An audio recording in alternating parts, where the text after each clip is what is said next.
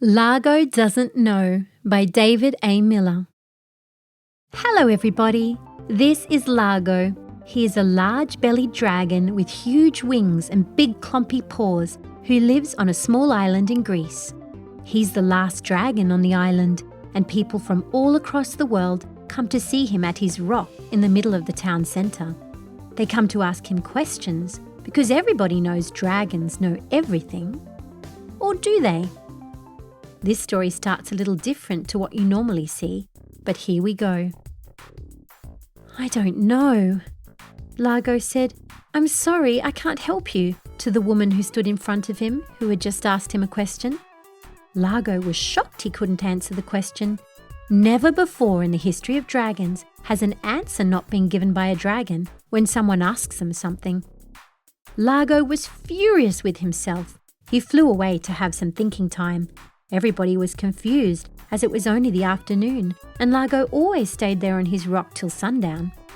The fisherman, the seamstress, the baker, even the mayor, looked on worried as Largo the dragon flew away. When Largo got home to his cave, he stomped across it, huffing and puffing, confused. How could I not know that? He said to himself. What else don't I know? How would anybody know that? Largo sat on his bed and thought to himself, what can I do? He looked on his bookshelf and said to himself, I could read all the books again. Yes, that's what I will do.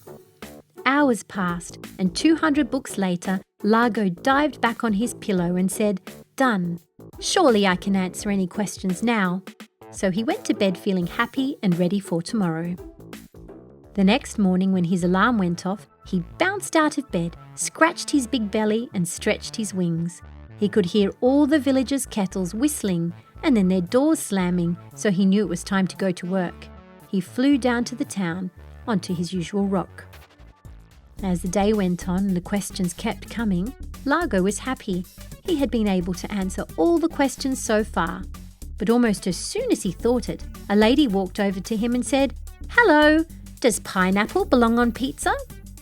Largo said quickly as anything, Well, it can go on pizza. It can go on anything. So the answer must be yes.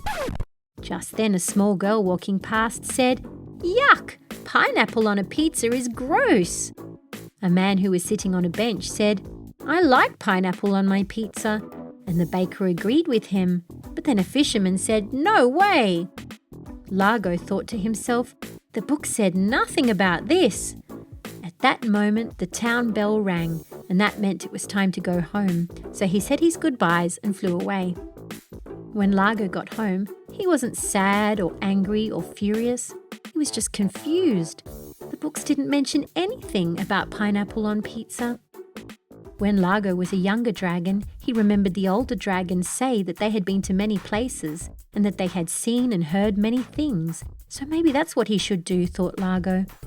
So then he thought to himself, where should I go? The world is so big. What about England, Spain, or even China?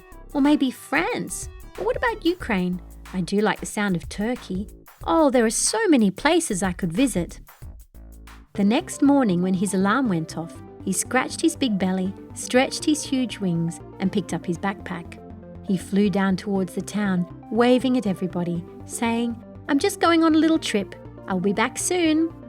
People waved back and off he flew past all his friends, the fisherman, the seamstress, the mayor and the baker, in the direction of England.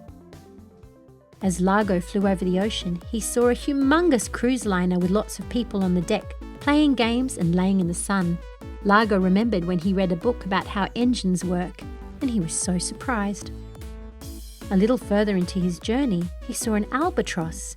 He remembered then, when the baker asked him how big was the wingspan of an albatross, Largo remembered from a book he read that it was about 6 foot 4 inches. That's nearly as long as him. In the distance, Largo could see what looked like England. Wow, Largo thought to himself as he flew towards London. The buildings are so tall and shiny. He landed at a very big posh house that had a massive lake in front of it. On that lake there were lots of swans, and on a bench an elderly lady was sitting down admiring them. Largo flew down to the lady and said, Hello, I'm looking for answers to questions that people might ask me. can you help me with an interesting fact?" The elderly lady smiled and said, "When I was a little girl, a really tall dragon asked me a similar question. She tipped her head to the swans and said, 'Did you know that in England all the swans belong to the king?'" Largo smiled and said, "Thank you," and he spread his wings and flew away. As he flew across the ocean on his way to Spain, Largo thought, "Fancy that one man owns all the swans." Spain wasn't that far away from England, and as Largo crossed the ocean, he spotted seals laying on a rock. He had spoken with one before and learned that male sea lions are called bulls and females are called cows. It was weird and interesting all at once, he thought. As he got closer to Spain, he could see a lighthouse. He figured that it would be as good of a place as anywhere to land. As he sat down, he saw a small girl. She said, "You're a dragon." "Yep," he smiled back at her. She said, "Did you know that this is called Torre de Hercules? It's the oldest lighthouse in Spain." "How interesting," Largo said to himself, and then he thought, "Where to next?" France sounds like a good idea, thought Largo. There's lots of interesting things in France, like the Louvre, the most famous art museum in the world, and croissants. Who doesn't love one of those? Largo flew and flew. As he approached France, he could see a big pointy tower. It must be the Eiffel Tower, he thought, and that seemed like a good place to land. As Largo landed, he saw a lady through her window.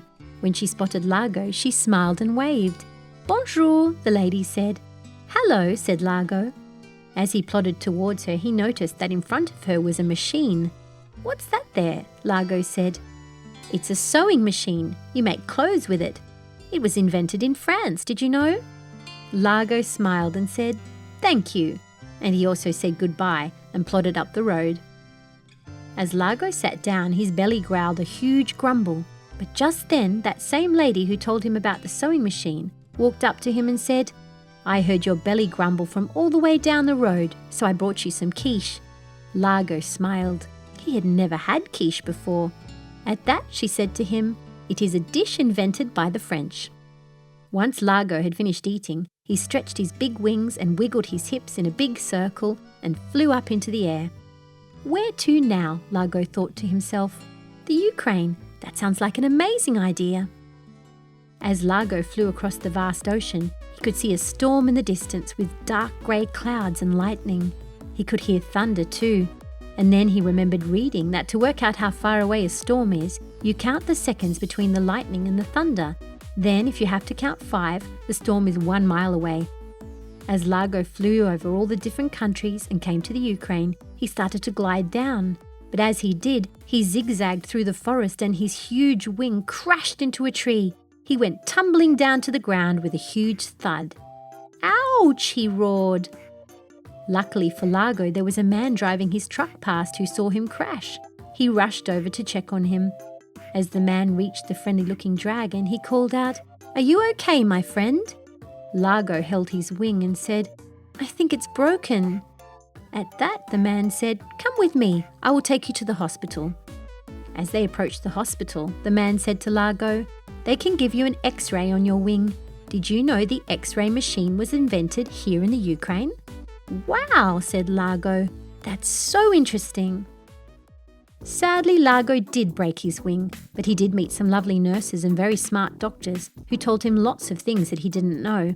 The doctor told him he wouldn't be able to fly for 4 to 6 weeks.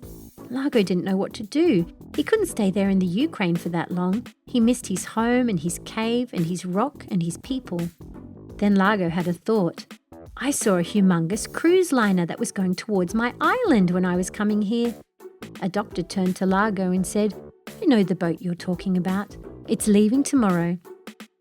Largo smiled and got off the bed. He said goodbye to everybody and headed towards the harbour.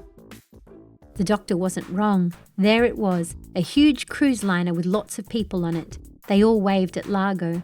A little girl said to him, "Hi again." "Oh no, what happened to your wing?" Largo smiled and said, "I crashed into a tree, but it's okay now. I've had an X-ray."